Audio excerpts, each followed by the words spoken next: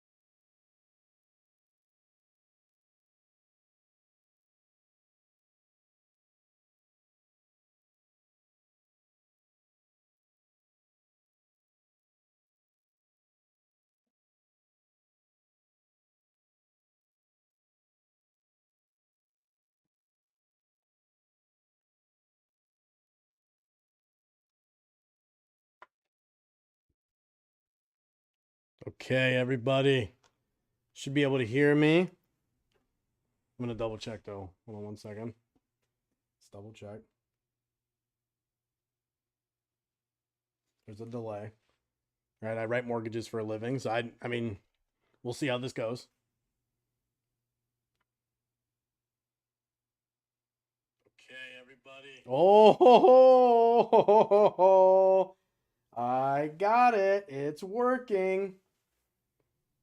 All right, awesome. Well, first of all, thanks everybody for joining. I did one of these. Oh, it's got to be about a year ago. Some people thought it was, really informative. So today, what I wanted to do, you got the puffy jacket on. It's cold outside. What are you guys doing anyway? It's Monday evening. Why not listen to me talk about using our equity in our home to pay off our high interest credit card debt? So one of the things that I've been talking about a lot with business partners, with clients, and it's no longer a secret that credit card debt in this country is now out of control.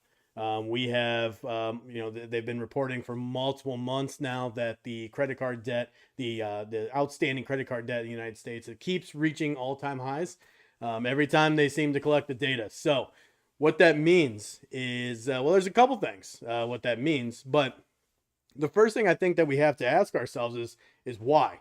And we hear things all the time about the Federal Reserve raising interest rates, okay? And what that does is it affects the prime rate that is on your credit card, because your credit card is variable rate, right? Our credit card is variable against what they call Wall Street prime, and not to get too in depth about that, but every time they raise the interest rates, your minimum payment on your credit card balance goes up. Okay. And it goes up substantially, especially every time that we raise it, 1%, 0.75, 1.5%, whatever they're raising it, that is now your new interest rate getting charged against your outstanding balance. So it's becoming, not only are we going through spending, right? And because in 2020, 2021, everybody had a lot of money. We have inflation now, right?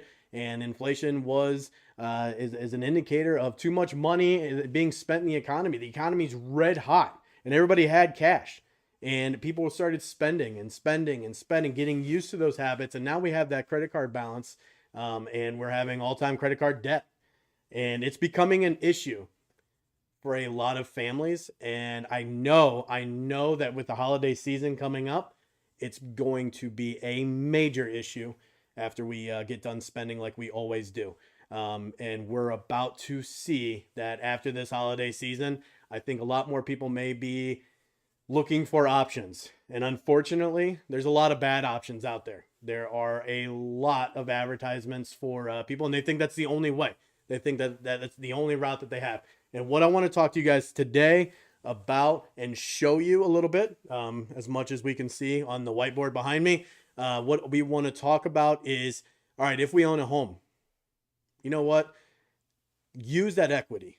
If we're not going anywhere, if we have no intentions on moving in the near future, why are we not using the equity to get rid of that high interest credit card debt that no matter how much we seem to make payments on, it just doesn't drop down like we want to, right? So first objection that I know everybody is going to put out, the first objection, well, I don't want to touch my low interest rate, okay? I do not want to touch my 3%, my 3.5%, my 2.5%, whatever you may have. I don't want to touch that. And I get that. I hear that all the time. But you may be surprised your average interest rate of what you're actually paying over all of your consumer debt, right? And that's what I want to talk about today. I want to show everybody. So I'm going to give very, very raw examples. I had a projector, but I'm not very tech savvy, and I was trying to point the camera on it, and it was bad. A lot of bad things were happening. So we're just gonna write it. Okay. You couldn't see what I was trying to type. I looked like an idiot. There was a big shadow everywhere. How does everybody do this? How do the 17-year-olds on TikTok? I don't get how they do this, right? I feel like I'm kind of smart, but maybe whatever. Doesn't matter. Okay. So this is going to be a very basic example. I'm going to use this example first. And anybody, if you guys want to put something in the chat, or I think it's on my YouTube page here. I know it's on my Facebook. Reach out to me personally if you don't want to reach out in the chat. I understand that this is a very sensitive topic. And the last time I did that, nobody, I don't think we had anything in the chat other than my mom saying hi. I'm pretty sure that was in there. But we, people reached out afterwards. Okay. I had a lot of customers reach out to me afterwards, and privately. So please be my guest. I do have everything up, Facebook. I have my email. There's my phone. So I will be able to answer any questions if you don't want to put it in the chat. Okay. But let's use this as an example. Again, this is very generic. This is very basic. Okay. So, and you're going to have to work with me. I'm going to try to make sure that we can read. All right. So let's say we bought a house and the value. Oh no. Oh my goodness. Oh man. We are so prepared. Here we go. Ready? This one will work for sure. No, I know this one will work. I just used it. All right. All right. So we have a house right now, and we'll just say it is worth $200,000. Okay. So we can, I think you guys can see that a little bit. Value of the house, $200,000. Move the microphone over here a little bit. Be careful. Don't want anything falling. Okay. So it doesn't mean what we bought the house for, because a lot of people that bought the house maybe 4 years ago, 5 years ago, you would be surprised what the value of your home is now. You would be very surprised, okay? But let's say we bought it 3 years ago for $160,000, $150,000, we'll say 150, easy math, $150,000, and now it's worth $200,000, okay? And on our mortgage, what we owe, we owe 100. I told you it's going to be basic, simple math, right? We owe $100,000 on our mortgage, okay?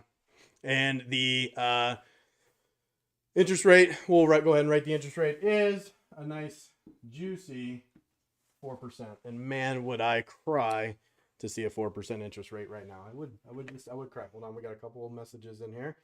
Okay, perfect. All right, we already got some questions. Cool.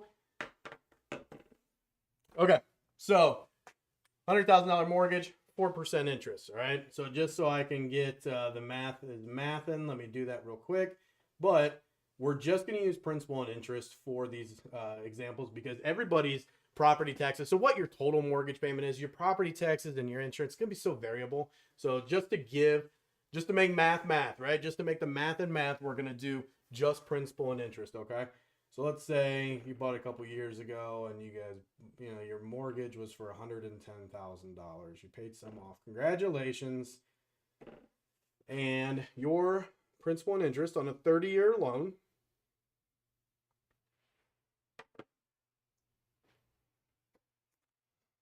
Now, you know what? I'm sitting here thinking, let's do property taxes and insurance. Just check that, right?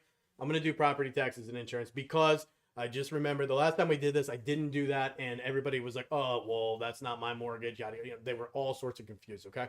So roughly back with a 4% interest, that was $526 a month. So we'll say with property taxes and insurance, again, let's keep everything simple. We'll say now their mortgage payment is $850 per month, and this whiteboard is just on the fritz. All right, so $850.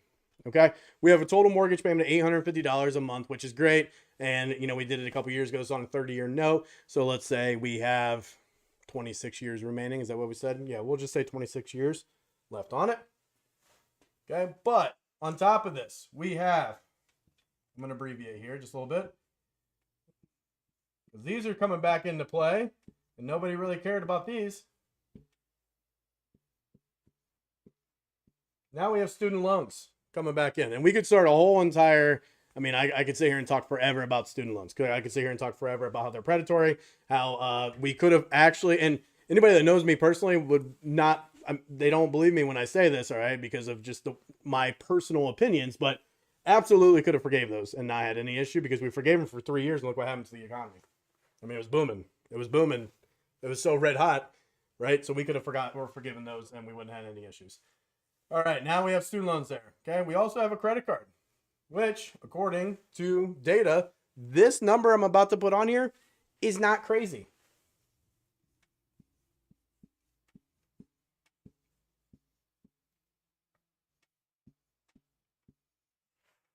$20,000 credit card. Okay, maybe it's two credit cards put together. Okay, maybe it's two, but we have $20,000 in credit card debt. See this number here, the 875. Everybody probably should have gotten their statement right with their credit card and see what happens. But once we get that statement, excuse me, once we get the statement, it says a minimum payment required, right? But then it'll show you that if whatever the minimum payment is, maybe the minimum payment's 875, like this is being reported here, it'll tell you how long it's going to take for you until you pay that off, right? So on average, I think like, what is it, like 19 years that it says? Like it's something substantial how long it'll take if you make the monthly payment, okay? Sorry, you know, October 30th, it was 88 degrees the other day. Now it's, 12, and I'm sniffling, throat's dry. Bear with me here, okay? So not only do we have credit card, but your car broke down and you had to go get a new car, right? And I can't wait for the people to kind of like chirp back at this, the Dave Ramsey fans. Don't get me started on that, okay? Because there's a very large very large population that does not practice Dave Ramsey, okay? Because that is just a way of budgeting. There's multiple, this is so terrible, multiple ways to skin a cat. I don't think I've ever said that in my professional life. I think I've heard it when I was little. But there's multiple ways to do this, okay? So before we say this is wrong, this isn't the way to do it, this is an option for you to do it. I'm not saying this is the way to do it. I'm saying this is an option for you, okay? So I'm just waiting for that too. That'll definitely be in the comments, I guarantee it. So we had to go buy a new car. All right, and that car loan we just took out this year. So that stinks. So we got a $35,000 car loan. And that payment, $750 per month, because car loans, well, those haven't changed much. I'm sorry, those have changed dramatically. Those have not gotten better. Those haven't changed much in recent months with the dramatic rise of interest rates. Those interest rates are through the roof as well. And your car payment is substantially higher. It was a cool stat, man. I'm going to butcher it. Just taught it at the class I did. 1 in every 5 Americans, yes, 1 in every 5 Americans have a car payment over $1,000 per month. 1 in 5. 20% of Americans, quick math, 20%, yeah, just mathing on that one, have a car payment over, that's a ridiculous amount, right? Over $1,000 per month. But we have to buy new cars. Cars break down. If anybody that had to go through the whole process of buying a car in the past 12 months, they understand that it's a little bit of a pain in the butt. And realistically, if you bought this within a year or two, maybe not the greatest of cars either, and that we're paying $750 per month, okay? So there's options here to let's take a look at everything combined now. When we just throw, and this is a pretty modest report, I'll be honest with you. This is some student loans, okay? $40,000 in student loans. We see that all the time. $20,000 in credit card debt. If you're married, if it's a 2-income household, there's a very large chance that, yeah, $20,000 in credit card debt, that's pretty normal. And a $35,000 car payment. This is not something crazy. This is not something that is just out of the ordinary. We see this. This is something that is very, very common. And we'll do the math here real quick. I wanted to not have any pre-math for you guys, so we can do it on the fly. So we have $850 on the mortgage, $875 on the credit cards, $750. Right now, this customer, Mr. Customer that you called me, I don't want to do a cash out refinance because right now I'm paying $850 a month and I don't want to touch this 4% interest rate. I like it, right? So we are at 2475 per month that we are paying out, okay? $2,475 is this family's current monthly budget. This is what they are paying out each month. And what we're saying is, well, we want to keep this, right? We want to keep the $850 a month. We like that. We're making progress on it. It's 4%. We don't want to touch that. What's crazy about this number, the 2475, is that number is not knocking away this, okay? That number, what do we know about student loans, isn't really knocking away this either, okay? This is very realistic. I believe that was the common practice, is what the Department of Ed was doing, was kind of taking 1% of your balance, and that was your new monthly payment. And it's not, I mean, if you want to amortize this, you could do quick math here, right? $400 at 12 payments per month or per year. It's $4,800 a year. You still got to pay the interest on that. How long is that going to take you to pay that off? Okay. So you're right. You're right. I don't want to touch that. But then we got this car note. And I know a lot of people say they do not want to put their car into their mortgage because it's something that doesn't last very long, whatever. I get it. But right now, what we're going into, the market that we're about to see, the uncertainty that is the market, whether we're going to have a recession, whether we're going to have a severe recession. I don't even want to say the D word, but what are we getting into? And what most economists are saying now is they're like, not really sure. We're not really sure what the future holds, but we do know that right now, if I'm talking to this customer, they came to me, they have a problem with this cash flow. Right now, we're restricted. We're not able to save money. I mean, outside of our normal budget, what can we do to help alleviate some of the stress? Okay. So here's the crazy part. Sometimes I say no. So this is something that I think that sets me apart as a loan officer. I know that a lot of my business partners and my customers have been really grateful, but I am very transparent. I will say no. I will say this doesn't make sense. So I made this up on the fly. A very similar conversation. This is somebody that last week that I just had this conversation with. It's a very similar profile, but let's take a look. Because we'll add all these up here. Our total debt. It's 140 in student loans. 20, 35. All right, so our total debt, $195,000. Put that right here. All right, so lending guidelines tell us that the max loanable value, okay, that you can get on a mortgage loan when it's a refinance, when it's a cash out refinance, meaning you're getting cash given back to you. The maximum on that is well, let's not get carried away. Loan program can be a little different, but for all intents and purposes, it's 80%. Okay, 80% loan to value, meaning that we could take 80% of this number.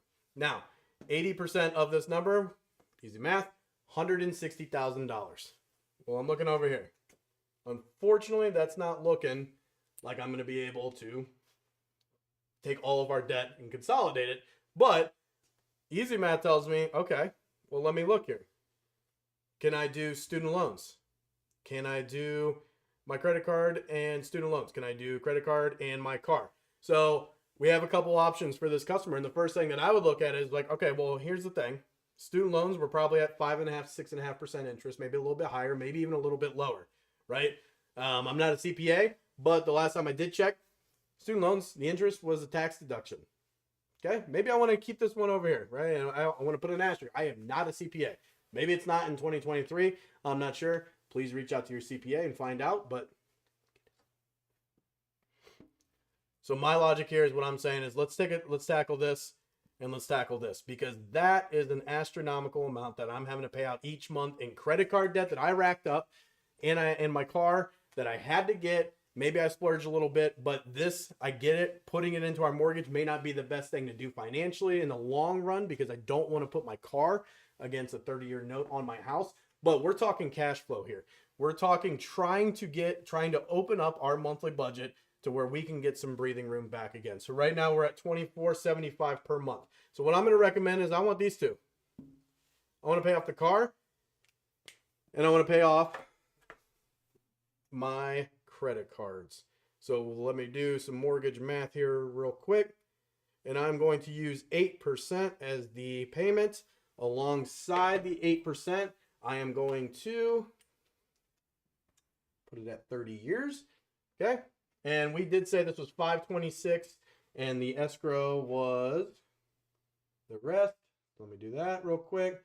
526, and let's say the total payment was $850. Escrow is our taxes and insurance, like we talked about that. So that's $324 in escrow. This is just for me. For those of you For those of you taking notes at home. All right, the new mortgage payment is going to be the proposed mortgage, okay, with the cash out refinance would be $1,174 plus our $324 in escrow.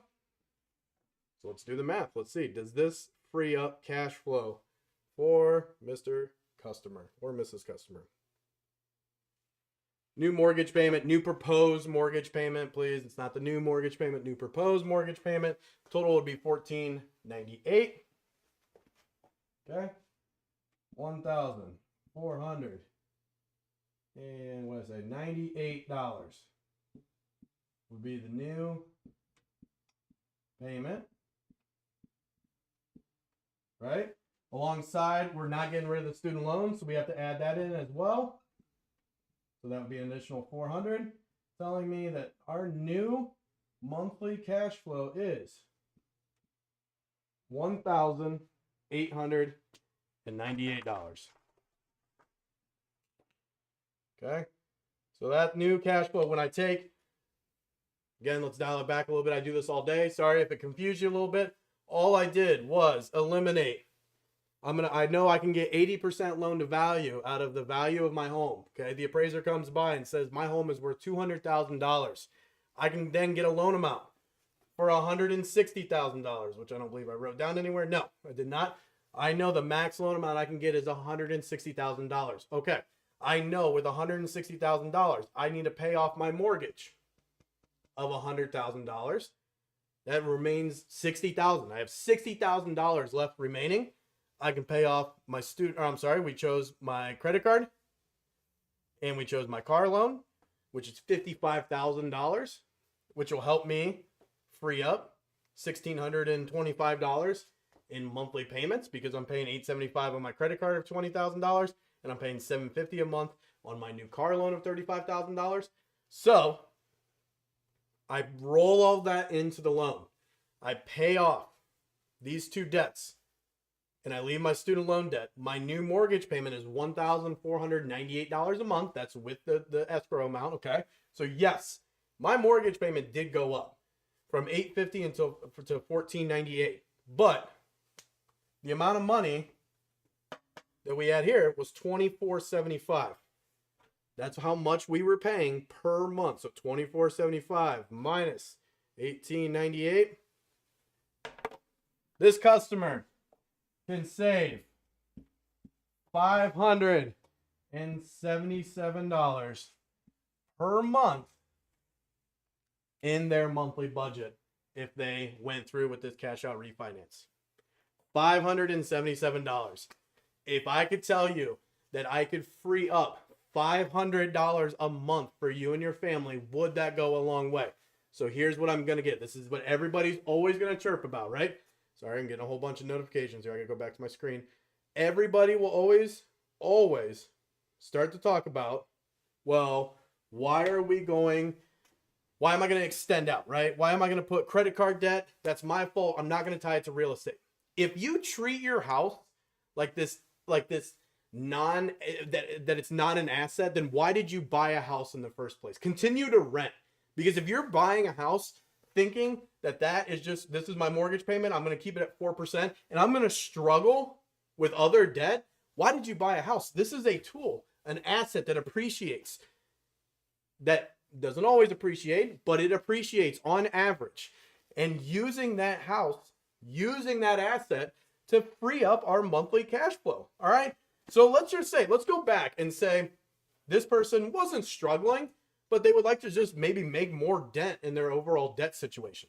Okay. And this is something that I was trying to do on the projector, but it didn't work. All right. But in this scenario, let's say this customer, okay, they just went from a 26-year loan at 4%, right? And they just extended it back out to 30 years. And we said they bought it 4 years ago. If they refinance this and continued paying their total monthly debt, okay, they were always paying $2,475 per month, and they continue to do that, but they make this extra payment on the principal, that mortgage will be paid off 218 months earlier, saving them, well, hold on, it gets better. Saving them, let's see, $175,000 in interest over the life of that 30-year loan.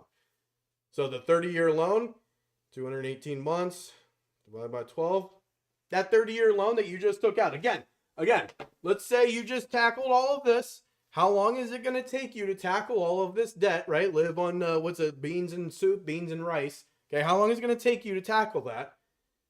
Instead, you do this cash out refinance and you pay the same amount you've been paying monthly. Your mortgage will be, let's see, what did I just say? Your mortgage would be paid off 18 years earlier, meaning that 30-year mortgage just turned into a 12-year mortgage. And you changed nothing about your monthly payments. Okay?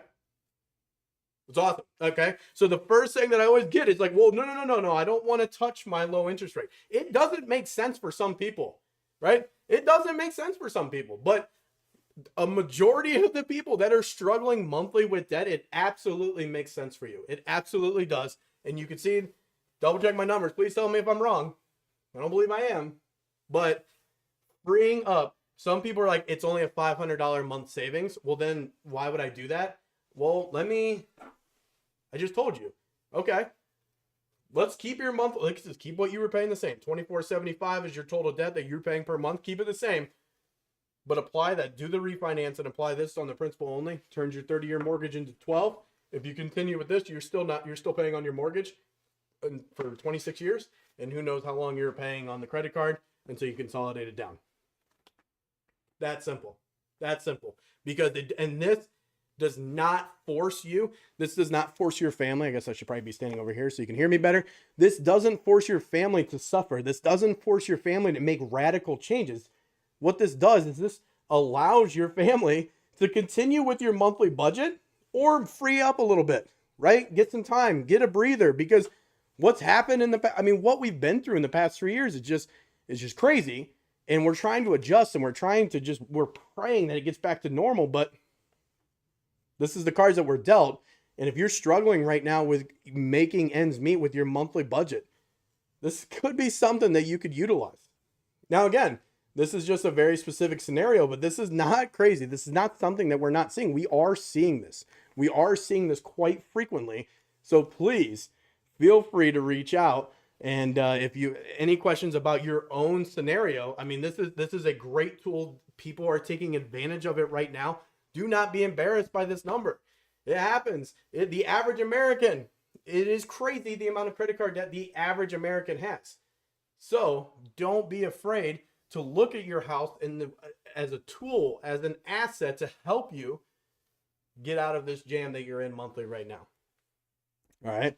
So that is one example. The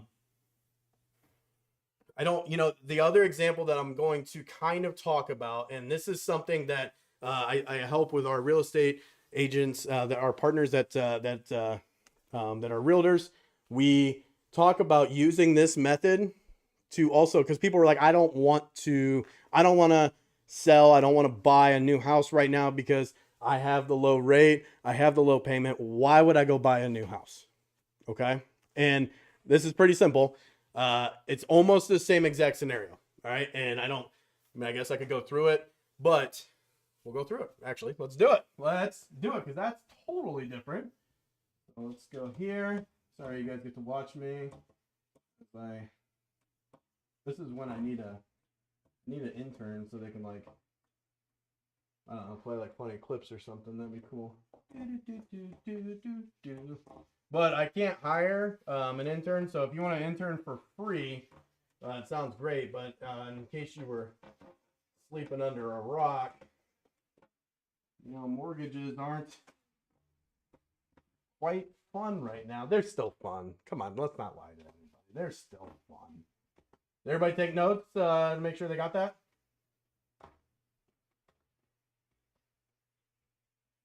That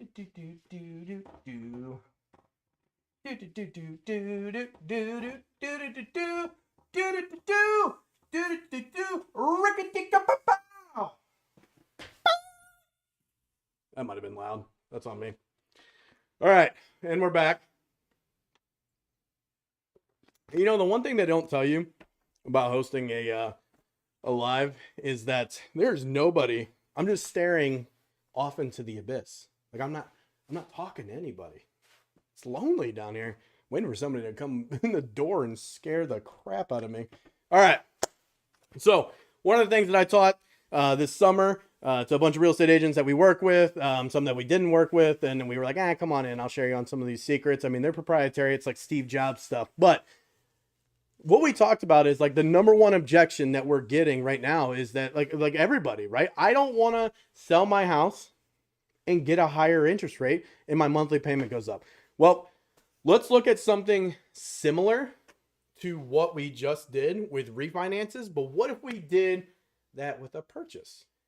Because with a purchase, we're not necessarily limited by, let's see here. Yeah, we're not necessarily limited by our loan to value ratios here. So let's look at that. All right. Hold on. There we go. Okay.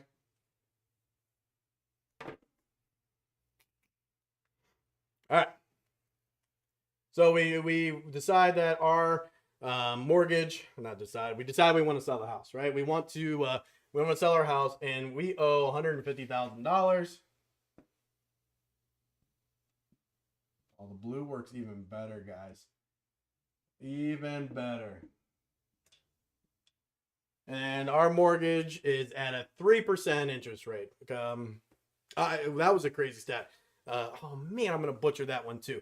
But it's crazy the amount of people that don't have a 3% interest rate, but they tell, like, I think it's like 40. Is it 40? No, it's less than that. Is it 20%? I think it might be 20% of the United States has or a 3% or less. But everybody, you talk to everybody, it's like, oh no, I got it. Oh, mine's a 2.5. I got 2.5%. Yeah. Yeah, no, you probably don't. Well, maybe you do. But most people are underneath 3% or above 3%. So, okay, $150,000. We'll say that we bought it, I don't know, 6 years ago, 7 years ago. Doesn't really matter for this one because we're going to buy a new house. And $150,000. But our mortgage payment on that one is about 7 years ago. So let's say the loan was probably like $175,000. So with property taxes and insurance, I'm going to say our house is, or our mortgage is $1,350. Okay, $1,350 is the current mortgage payment. Right, pretty reasonable. Seems like that would check out. The math is mathin', if you will. And you have a real estate agent come over to your house and they're like, hey, we could sell this house right now. This isn't unrealistic, by the way, so please don't freak out.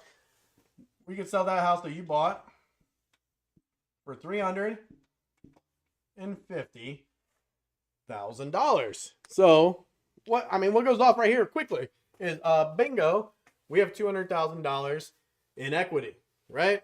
But let's pump the brakes. Now we're looking at our debt here. On down here. Now I got multiple colors, so this is fun. I feel like a teacher. All right. So again, objection. What is it? Well, I don't want to increase my mortgage payment, right? This is a real scenario. Okay, this is a real scenario.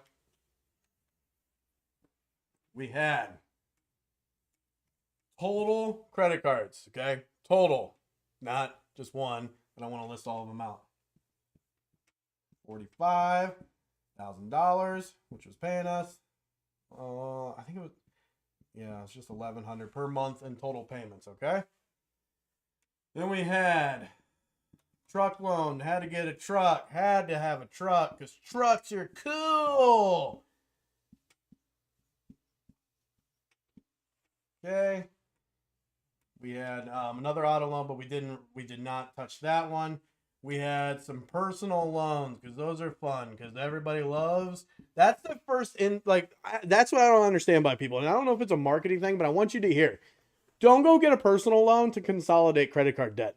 Okay, personal loan interest rates are so high. Unless you're getting one at 8, 9, 10%, which you're not getting those now. But if you're getting them then and your credit card debt's over 30%, then yeah, that would make sense. But typically they're not. Typically personal loans have a much higher interest rate, so you're going to still pay a lot of interest. Yeah, maybe monthly it's a little lighter, but maybe a little bit. Just be careful. There's so many people that went and got consolidation loans, and I'm like, that didn't consolidate anything. You just rolled over 30% interest into 25%. You saved 5% interest, but you paid the financing fee. Don't do it, okay? Or send it to me and I'll take a look at it. Okay, personal loan. There's like 15,000 on there. That was $375 per month. Trying to think, what else did we have? Oh, duh.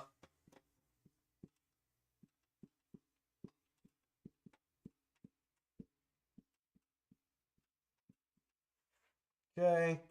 And there was something else here. I think those are the big ones.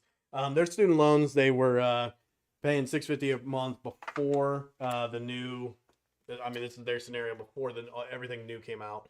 But yeah, because they had private loans and they were forced to be making payments. Actually, I've not even asked why they were making payments on them. But anyway, $650 a month.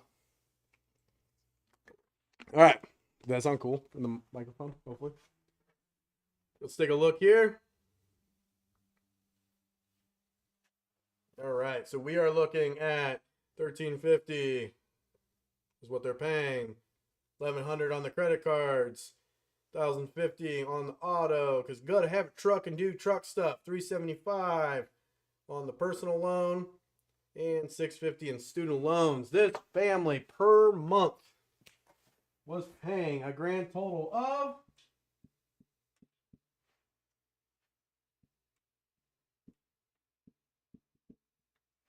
$45.25 per month. Okay.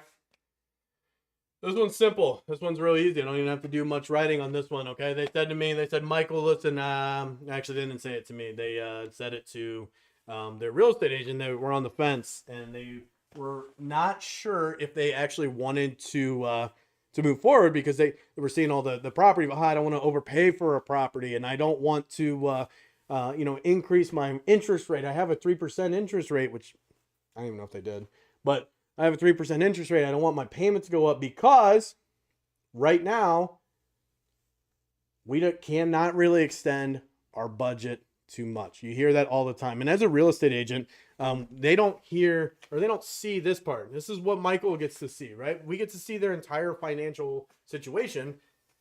That is the biggest thing that is hindering our affordability or our monthly budget. So after I talked with the real estate agent, found out how much their closing costs were and how much they're going to net, the amount they're going to get from their closing, I was like, well, here, we got a couple options, right? So yes, I'm going to increase your monthly mortgage payment for a couple of reasons, okay? Because number one, they're selling their house and they're looking at a $450,000 house, right? So number one, your payment's going to go up. It's obviously because you're buying a significantly bigger house, okay? But what about that monthly budget number? So if I was to tell you, hey, let's sell your house and let's use the proceeds to pay off some debt, right? So if I said I could, because I do need to add up the total here, 45 plus 50, 45, 50 plus 15 plus 80.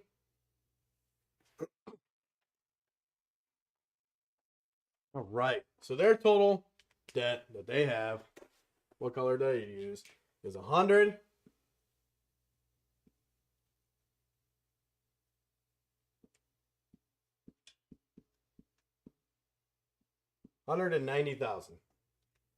All right, so that was their total month. Sorry, I was thinking ahead, and yeah, I got ADD, all that fun stuff. So $190,000 is their total monthly or their total debt here. And then also their mortgages on top of that because they're going to have to pay that off, obviously, when they sell. But you see the number, $200,000 in equity after they pay closing costs. And let's say that they were able to net, I don't know, it'd be close to 190. I mean, maybe a little bit lower after paying commissions. But let's say they were netting 160. I don't deal with the selling side. We're just going to say let's do 175. Let's say they only had to pay out $25,000 in closing costs. How about that? So 175, what can we do? What are we able to do in here to free up monthly budget? Well, my recommendation literally was, you paid your closing costs. Take the proceeds. You're paying off the credit cards. You're paying off your auto loan. You're paying off your personal loan. and we're paying off as much of the student loans as we can while still saving us a down payment. And here is what we did. They bought a $450,000 house.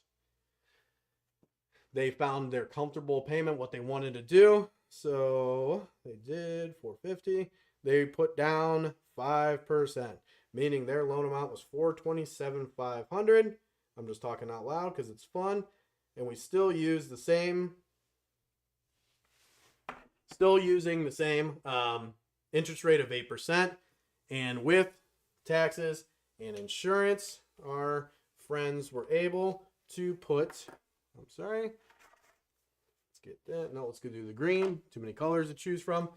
With their property taxes and insurance, I'm pulling up their actual file here. Their mortgage was total $375. Right? Their mortgage or their interest rate was a little lower because they closed a couple months ago.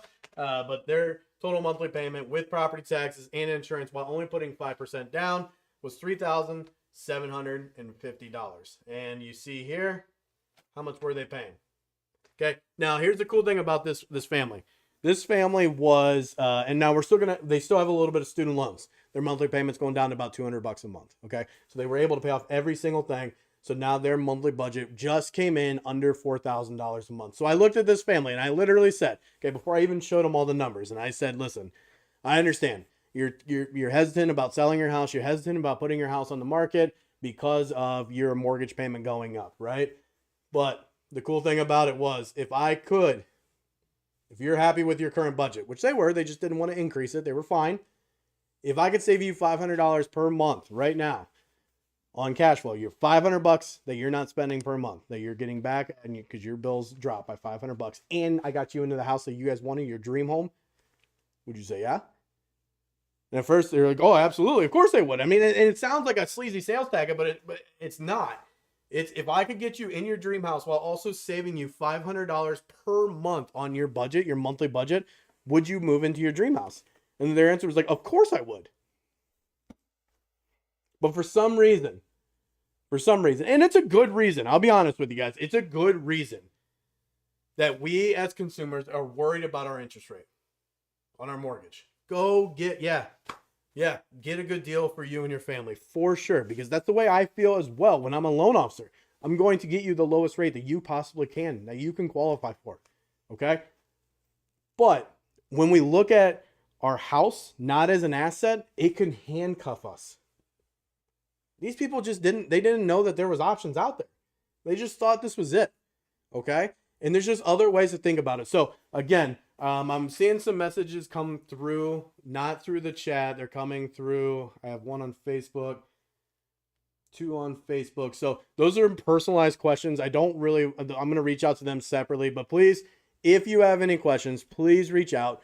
I will run this scenario for you, whether it's selling your house, right? Whether it's getting off, I mean, we call this, like, pardon my French, we call it getting sellers off their ass. If it's you getting off your ass and getting into your dream home because it's freeing up monthly budget, let's do it. And again, not everybody has this scenario. Not everybody is going to, maybe you don't have any debt and you don't want to raise your mortgage payment because you want to keep it here. All right, well, smell you later. Like, this isn't geared towards you. Why are you even watching this, right? Because I'm funny? It's because I'm funny. But a lot of people, this fits their situation. You would not believe it. And this is, people may say like, oh, it's only me. No, this is an average family that we talk to, right? We have needs. We had to get student loans to get the job that we needed. We consolidated credit card debt. Half of this could be medical bill, whatever. We had to buy this. We had to buy that. I need a truck for work. It doesn't matter your reasoning, but if you're not using your house, your mortgage as a financial tool, as an asset, this is what I'm trying to talk to you guys about and trying to show you that yes, interest rates are high. Interest rates stink. They're not fun, right? But that also means they're not fun on all of your other debt. And it's still going to be lower than the rest of your debt.